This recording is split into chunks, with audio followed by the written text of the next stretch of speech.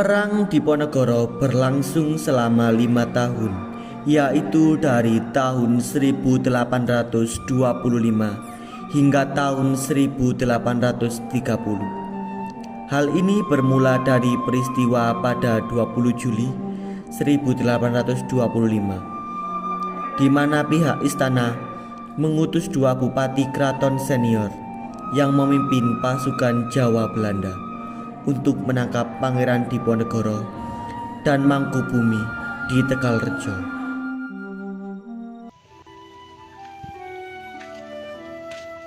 Kasihan sekali rakyatku telah tertindas oleh pasukan Belanda, dan kebudayaan kita semakin bergeser dengan kedatangan mereka. Seseorang harus bertindak untuk menyingkirkan pasukan Belanda. Pasukanku, ke sini. Apakah pihak keraton sudah memberi akses kepada sumber daya kita? Belum, Komandan. Mereka belum memberi akses kepada kita. Baiklah, mari ikut aku.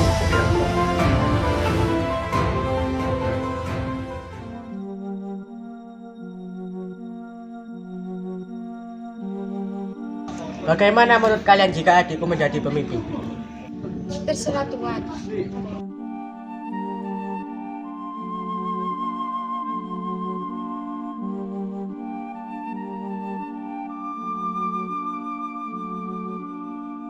Apa yang bisa membuatmu ke sini?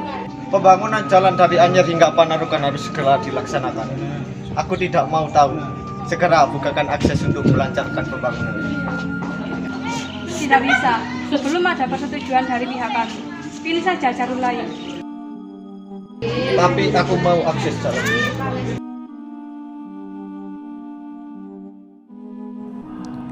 Kedua belah pihak sama-sama bersikeras mempertahankan. Sudah, naikkan saja dia. Bagaimana dengan di usia yang begitu muda, Sri Kajengkusumo bisa memimpin kerajaan kita?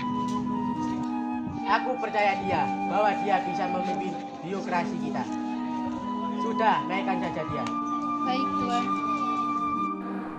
Pada tahun 1823, datanglah residen Belanda Smyser. Lebih baik saya gantikan sementara posisi Adi Baginda. Setelah beliau tumbuh dewasa, saya akan kembalikan.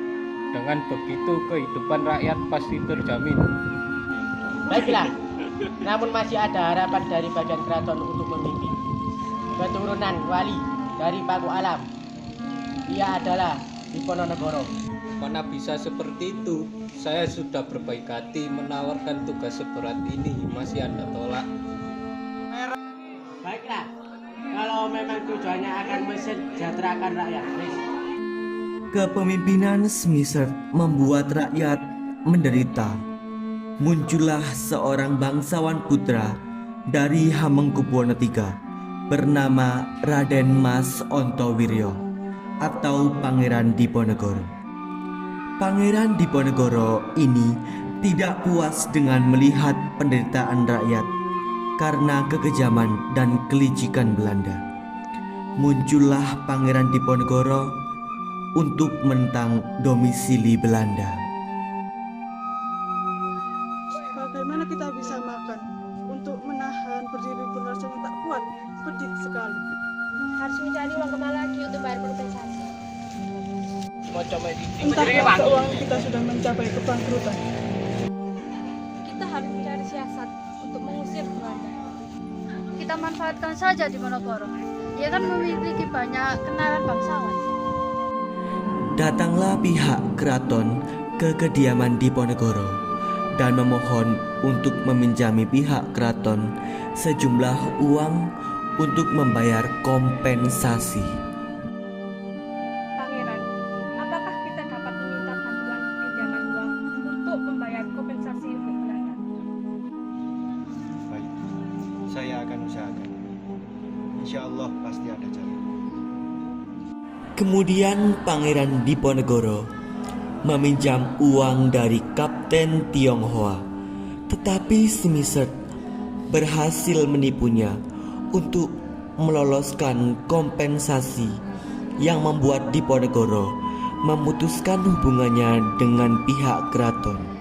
Diponegoro sangat membenci perlakuan dan penguasaan Belanda di Nusantara. Beliau melihat rakyatnya menderita. Mengapa kalian bersedia bekerja sama dengan Belanda? Dengan memberikan kompensasi penyewaan tanah. Dengan memberikan kompensasi tanah Belanda bersedia mengurusi tanah kita. Benar apa yang dikatakan Pati dan Warjo. Pihak Belanda akan membantu kita.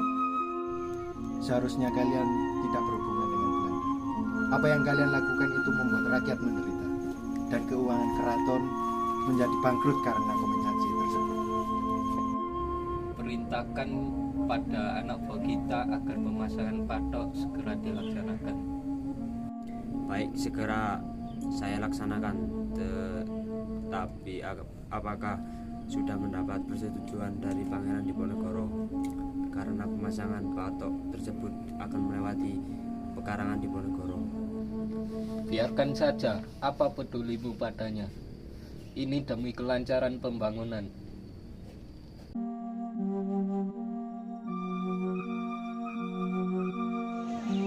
Lihatlah, pasukan Belanda memasang patok-patok di pekarangan Diponegoro. Kita harus lapor pada pangeran. Ayo segera. Setelah Pangeran Diponegoro tahu, beliau memerintahkan rakyat untuk mencabuti patok-patok tersebut. Patih Danurejo mengutus pasukan Majanan untuk menjaga patok-patok tersebut. Dengan keberaniannya, pengikut Pangeran Diponegoro mencabuti patok-patok tersebut dan menggantikan dengan tombak sebagai isyarat mulailah pemberontakan. Tuan, bagaimana cara kita berlindung untuk sementara ini? Lawan dulu sampai habis, saya akan memikirkan di mana kita akan berlindung. Tetapi keadaannya semakin sengit dari serdadu Belanda. Mari kita buat benteng pertahanan di Gua Selorong ini. Siap, Tuan. Kemudian Pangeran Diponegoro menyusun siasat perang, merencanakan untuk menyerang keraton Yogyakarta dengan mengisolasi pasukan Belanda. Sebagai pemimpin, Pangeran Diponegoro didampingi oleh Pangeran Mangkubumi Alibasyah Sentot dan Kiai Mojo sebagai pengawas spiritual dalam perang ini. Perang ini semakin meluas hampir di seluruh Jawa. Karena itu, Belanda berusaha meningkatkan kekuatannya. Kirim lektol Lures ke Tegal dan Pekalongan, dan lektol Diel ke daerah Banyumas. Tetapi kita harus benar-benar memperkuat pasukan. Bagaimana kalau kita meminta bantuan dari pasukan kita yang berada di Sumatera Barat? Lakukan saja kalau ini memang terbaik. Alibasyah Sentot berhasil mengalahkan Belanda di daerah bagian barat, dan pasukan Diponegoro pun mendapatkan kemenangannya. Pada tahun 1827, perlawanan Diponegoro berhasil dikalahkan oleh Belanda. Para pemimpin yang membantu Diponegoro mulai banyak yang tertangkap, walaupun perlawanan rakyat masih terjadi. Jangan sampai kita ditindas. Siap, Tuan. Kapten Ingen pun sudah kami tewaskan. Pasukan Belanda mencoba mendekati Alibasyah Sentot untuk berunding, tetapi ia selalu menolak. Bagaimana ini? Apakah kita bisa membuat Sentot menerima ajakan kita? Apakah kita bisa meminta bantuan Arya Prawiro Diningrat? Kami bisa. Kami akan meminta bantuannya kepada kita. Setelah itu, pihak Belanda berhasil meminta bantuan Arya Prawiro Diningrat. Mengapa tidak kau terima rundingan yang diadakan oleh Belanda? Untuk apa? Belanda itu musuh kita. Yang ku tahu, pihak Belanda ingin mengadakan rundingan dengan memberikan banyak keuntungan. Ali Basyah Sentot pun menerima ajakan untuk berunding. Tuanku Ali Basyah, apa yang ingin Anda pertahankan dan apa yang kami dapatkan?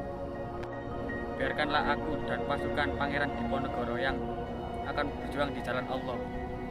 Baiklah, akan kami wujudkan. Tetapi setelah perjanjian ini, tanggal 24 Oktober 1929, kalian semua harus menyerahkan diri ke ibu kota Yogyakarta.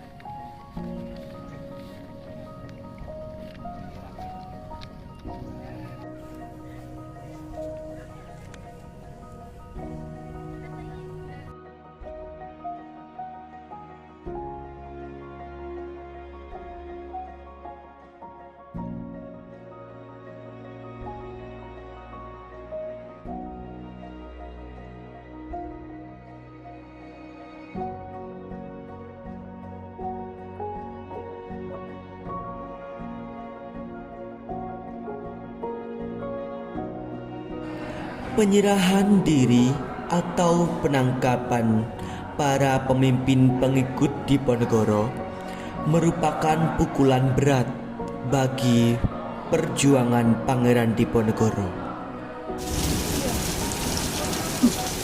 Cepat, kemana Diponegoro pergi? Kita sampai dapat. Tidak tahu Tuan, Diponegoro selalu bergerak dari pos satu ke pos yang lain. Kita buat saja sayembara. Apakah isi sayembara itu akan segera kami sebarluaskan? Buat saja pengumuman siapapun yang dapat menyerahkan Diponegoro dalam keadaan hidup atau mati akan mendapatkan hadiah 20.000 ringgit. Segera pihak Belanda menyebarluaskan sayembara tersebut. Tetapi tidak ada satupun yang tertarik. Pihak Belanda berhasil menemukan Diponegoro di daerah Gombong. Tipuan dari Belanda berhasil menyerahkan Diponegoro dalam keadaan hidup. Kemudian ia dikirim ke Semarang dan menuju pelabuhan untuk diasingkan ke Sulawesi Selatan, hingga Pangeran Diponegoro meninggal di benteng Belanda yang berada di Makassar.